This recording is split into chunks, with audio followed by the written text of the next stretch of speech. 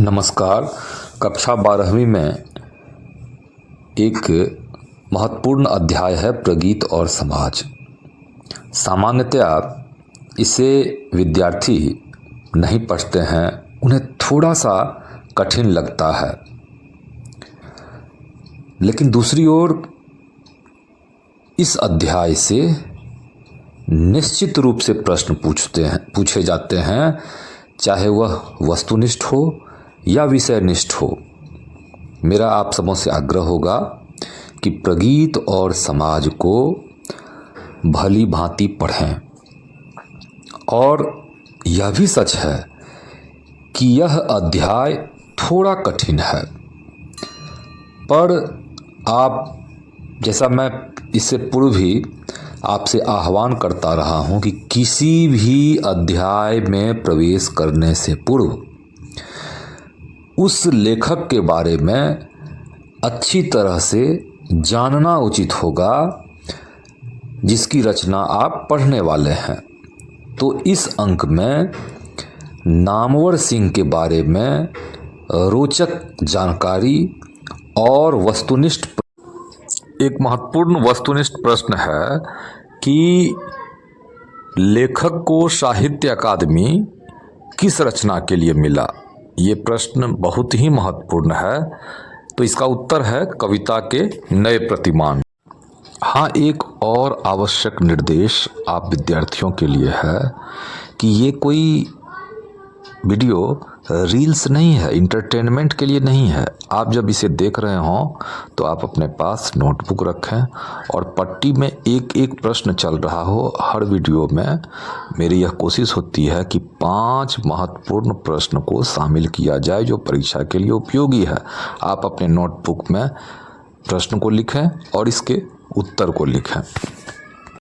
भारतेंदु और द्विवेदी युग के बाद हिंदी साहित्य ने आलोचना में एक लंबी छलांग लगाई और यहाँ एक गुरु शिष्य की बेजोर परंपरा रही है। जैसे आचार्य रामचंद्र शुक्ल के शिष्य आचार्य हजारी प्रसाद द्विवेदी और आचार्य हजारी प्रसाद द्विवेदी के ही शिष्य डॉक्टर नामवर सिंह थे।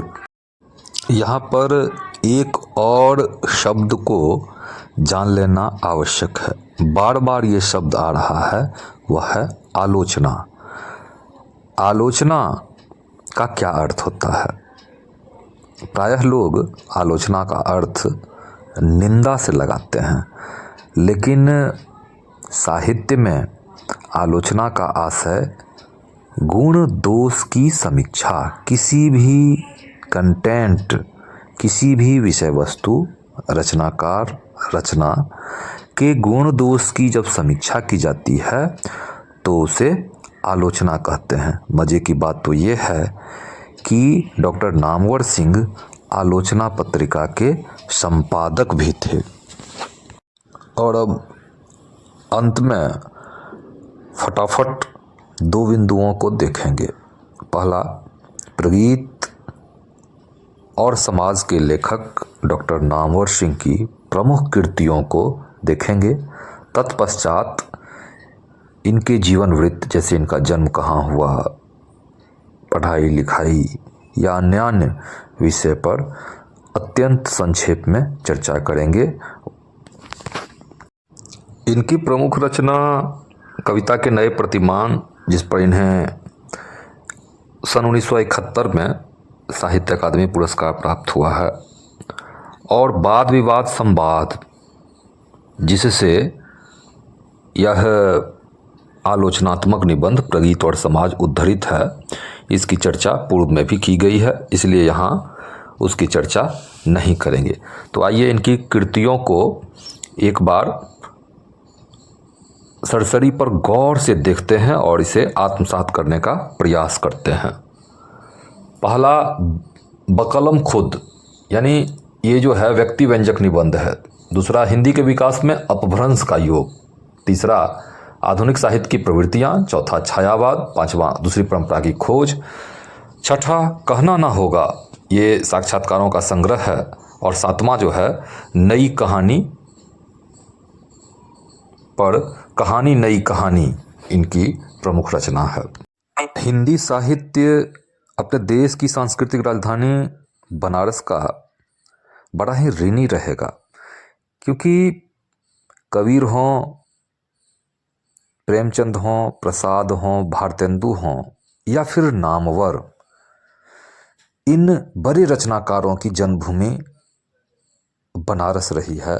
तो नामवर सिंह का जन्म भी बनारस में ही हुआ और इनके पिताजी जो पेशे से शिक्षक थे, उनका नाम नागर सिंह था। 28 जुलाई 1927 को इनका जन्म हुआ।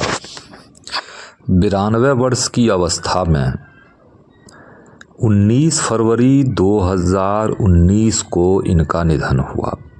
यह डेट कितना अद्भुत है, पहले आगे 19 और वर्ष भी 19। ऐसा लगता है जैसे ये स्वेच्छा से ईश्वर के पास गए। काशी हिंदू विश्वविद्यालय और मध्य प्रदेश स्थित सागर विश्वविद्यालय में ये प्राध्यापक रहे। जोधपुर विश्वविद्यालय में 1970 में ये हिंदी विभाग में विभागाध्यक्ष रहे और जेएनयू में भाषा विज्ञान के बेजोर प्राध्यापक के रूप में इनकी ख्याति फैली। सच तो यह है कि हिंदी साहित्य के अभी तक जितने भी प्राध्यापक हुए, इनके गुरुदेव आचार्य हजारी प्रसाद द्विवेदी को छोड़ दिया जाए तो नामवर सिंह निश्चित रूप से बेजोर प्राध्यापक के रूप में देश में विख्यात हैं। और आज भी समकालीन साहित्य में कोई परेशानी होती है तो नामवर सिंह की आलोचना को पढ़ के लोग अपनी समझ दुरुस्त करते हैं। पत्रिका की जहाँ तक बात करें तो दिल्ली से प्रकाशित जनयुग जो साप्ताहिक था, काफ़ी इन्होंने संपादन किया और इनकी सबसे बड़ी उपलब्धि थी कि देश के सबसे शीर्षस्थ हिंदी का प्रकाशन राजकमल प्रकाशन में ये साहित्य सलाहकार भी रहे और 1967 में आलोचना नामक पत्रिका का इन्होंने। अब आखिरी पड़ाव की ओर चलते हैं। अपना स्वमूल्यांकन आप स्वयं करें, टेस्ट योर सेल्फ। 6 प्रश्न हैं और 6 प्रश्न में अगर आप बिना दिमाग पर जोर डाले अगर उत्तर दे देते हैं तो आप समझें कि 90+ के दौर में आप आगे चल रहे हैं। पहला प्रश्न है कि नामवर सिंह को साहित्य अकादमी कब और किस रचना पर मिला। दूसरा सवाल है प्रगीत और समाज किस संकलन से लिया गया है। तीसरा प्रश्न है नामवर जी किस त्रैमासिक पत्रिका के संपादक थे। चौथा प्रश्न है कि नामवर जी का जन्म कब और किस शहर में हुआ।